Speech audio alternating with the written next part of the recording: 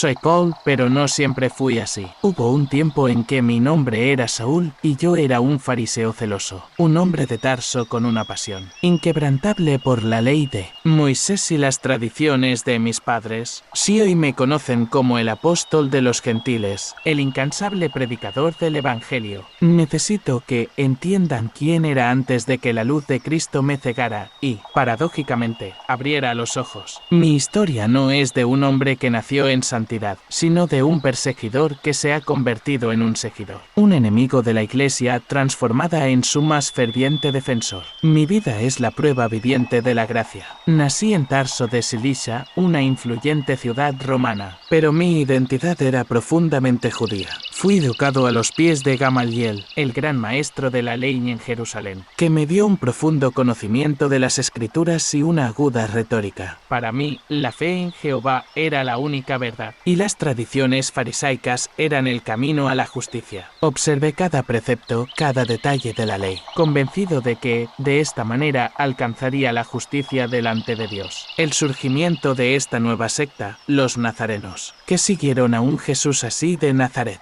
fue una abominación a mis ojos. Afirmaron que el Mesías ya había venido, que la ley se estaba cumpliendo, y la salvación vino por la fe en él, no por las obras de la ley. Eso fue una blasfemia, una afrenta a todo lo que creía y defendía. Vi esta doctrina como una amenaza existencial para el judaísmo puro, una corrupción que necesitaba ser erradicada a cualquier costo. Mi dedicación a perseguir esta herejía fue implacable. Respiré amenazas y muerte contra los discípulos del Señor.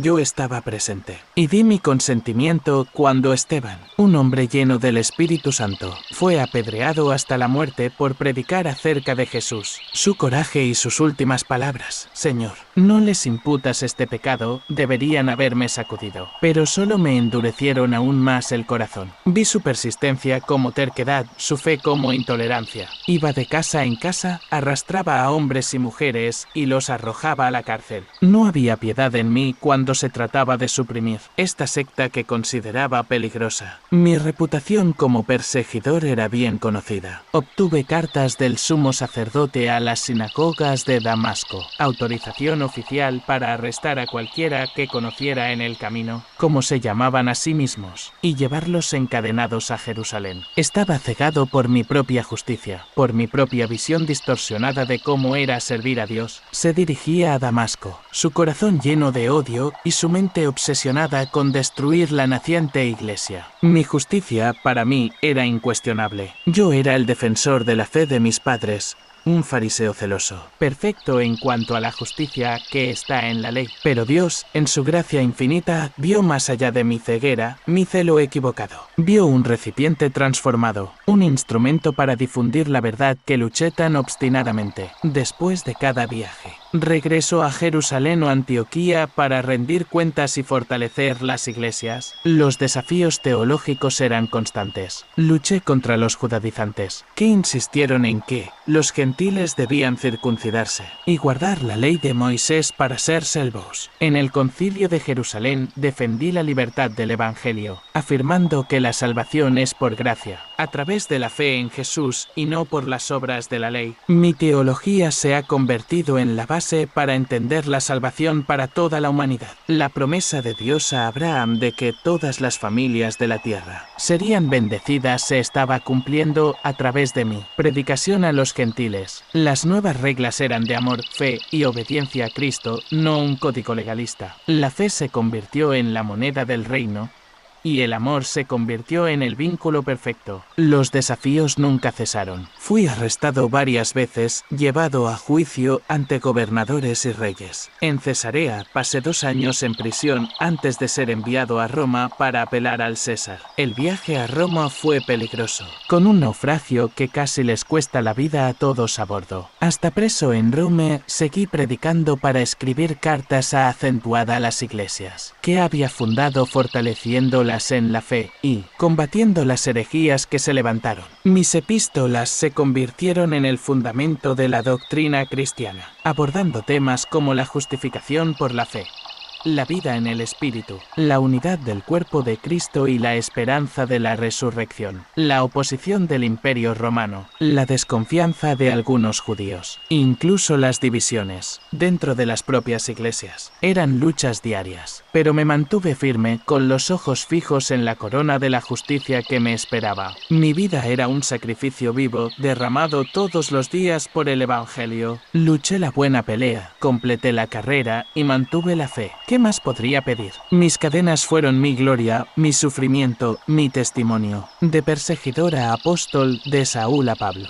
Mi historia es prueba del poder transformador de Jesucristo. Que mi vida te inspire a no renunciar nunca a la gracia de Dios, a afrontar la persecución con valentía, a proclamar la verdad del Evangelio sin miedo. Recuerden que no hay pecado tan grande que la gracia de Dios no pueda alcanzar, ni corazón tan endurecido que no pueda transformarse. Mi historia no es sobre mí, sino sobre aquel que me llamó y me dio poder. Que mi viaje sea un faro para su fe y un recordatorio del inmenso amor de Cristo. Después de cada viaje, regreso a Jerusalén o Antioquía para rendir cuentas y fortalecer las iglesias. Los desafíos teológicos eran constantes. Luché contra los judaizantes, que insistieron en que los gentiles debían circuncidarse y guardar la ley de Moisés para ser salvos. En el concilio de Jerusalén, defendí la libertad del Evangelio, afirmando que la salvación es por gracia, a través de la fe en Jesús y no por las obras de la ley. Mi teología se ha convertido en la base para entender la salvación para toda la humanidad. La promesa de Dios a Abraham de que todas las familias de la tierra serían bendecidas se estaba cumpliendo a través de mí. Predicación a los gentiles. Las nuevas reglas eran de amor, fe y obediencia a Cristo, no un código legalista. La fe se convirtió en la moneda del reino, y el amor se convirtió en el vínculo perfecto. Los desafíos nunca cesaron. Fui arrestado varias veces, llevado a juicio ante gobernadores y reyes. En Cesarea, pasé 2 años en prisión antes de ser enviado a Roma para apelar al César. El viaje a Roma fue peligroso, con un naufragio que casi les cuesta la vida a todos a bordo. Hasta preso en Roma, seguí predicando para escribir cartas a acentuada a las iglesias, que había fundado fortaleciéndolas en la fe y combatiendo las herejías que se levantaron. Mis epístolas se convirtieron en el fundamento de la doctrina cristiana, abordando temas como la justificación por la fe, la vida en el Espíritu, la unidad del cuerpo de Cristo y la esperanza de la resurrección, la oposición del Imperio Romano, la desconfianza de algunos judíos, incluso las divisiones dentro de las propias iglesias. Eran luchas diarias, pero me mantuve firme, con los ojos fijos en la corona de la justicia que me esperaba. Mi vida era un sacrificio vivo, derramado todos los días por el Evangelio. Luché la buena pelea, completé la carrera y mantuve la fe. ¿Qué más podría pedir? Mis cadenas fueron mi gloria, mi sufrimiento, mi testimonio. De perseguidor a apóstol, de Saúl a Pablo. Mi historia es prueba del poder transformador de Jesucristo. Que mi vida te inspire a no renunciar nunca a la gracia de Dios, a afrontar la persecución con valentía, a proclamar la verdad del Evangelio sin miedo. Recuerden que no hay pecado tan grande que la gracia de Dios no pueda alcanzar, ni corazón tan endurecido que no pueda transformarse. Mi historia no es sobre mí, sino sobre aquel que me llamó y me dio poder. Que mi viaje sea un faro para su fe y un recordatorio del inmenso amor de Cristo.